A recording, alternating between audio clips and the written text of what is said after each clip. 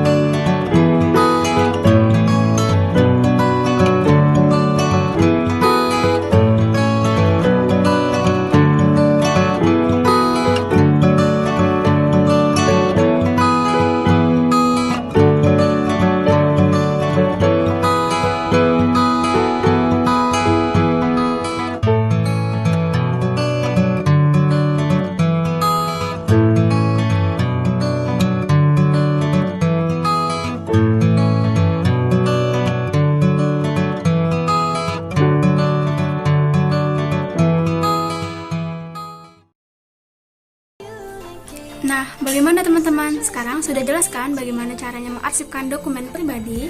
Di sini saya menyimpan arsip pribadi saya di box arsip. Nah, tutorial cara membuat box arsipnya ada di video sebelumnya ya. Nah, teman-teman, di sini arsip pribadi saya menggunakan metode numerik. Jadi, saya menyusun arsip saya menggunakan metode pengkelasan dengan nomor. Nah, di sini arsip-arsip saya disusun dengan rapi di dalam box arsip sesuai urutan 100, 200, 300, 400, dan 500. Sekarang kita coba ambil dokumen yang 200.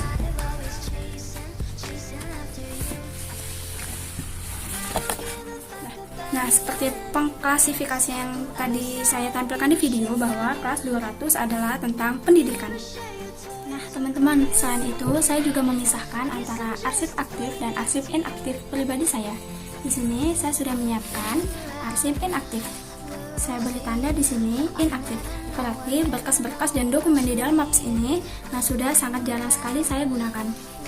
Jadi, arsip-arsip yang sangat jarang digunakan itu diletakkan di dalam satu map atau satu dokumen agar lebih mudah ketika kita ingin mencarinya kembali. Biasanya, berkas-berkas yang saya letakkan di dalam map inaktif adalah berkas-berkas yang sangat jarang sekali digunakan seperti raport SD, SMP, SMA, seperti fotokopi KTP, fotokopi KTM, dan lain sebagainya yang sangat jarang sekali digunakan. Nah, sedikit cerita, biasanya saya menyusutkan arsip itu sekitar 1 tahun sekali, yang saya lakukan setiap akhir tahun. Biasanya saya memilih di box arsip yang aktif, arsip-arsip mana atau dokumen-dokumen mana yang sudah jarang sekali saya gunakan selama 1 tahun atau 2 tahun. Jadi berkas-berkas tersebut saya pilih lalu saya pindahkan ke arsip inaktif. Nah, kemudian setelah saya pilih-pilih dan telah memasukkan ke arsip inaktif, saya memilih dan memilah kembali dokumen-dokumen mana yang sudah tidak lagi saya gunakan. Di sini saya akan memberikan contoh teman-teman untuk pemusnahan arsip. Nah, selanjutnya ketika kita sudah memilih dan memilah dokumen mana yang ingin kita masukkan ke dalam dokumen inaktif atau arsip inaktif, selanjutnya kita akan melakukan pemusnahan arsip, yaitu memilih kembali dokumen-dokumen yang sudah tidak lagi kita gunakan. Di sini saya akan memberikan contoh dokumen-dokumen mana yang sudah sangat jarang sekali saya gunakan, kemudian akan saya musnahkan. Nah, di sini saat melakukan pemusnahan arsip, saya mengambil contoh yaitu fotokopi KTM, karena saya rasa fotokopi KTM ini sudah tidak lagi saya gunakan. Kemudian yang kedua adalah fotokopi bukti pembayaran UKT saat semester 1. Biasanya saya memfotokopi bukti pembayaran yaitu 3 rangkap. Karena sudah tidak lagi digunakan, saya hanya menyisihkan 1 fotokopian saja. Jadi yang keduanya saya akan musnahkan. Kemudian yang ketiga adalah foto rumah. Foto rumah ini digunakan pada saat saya mendaftar ulang universitas kemarin. Jadi saya akan memusnahkan 3 arsip dokumen ini. Nah, di sini saya sudah memilih 3 dokumen yang akan saya musnahkan.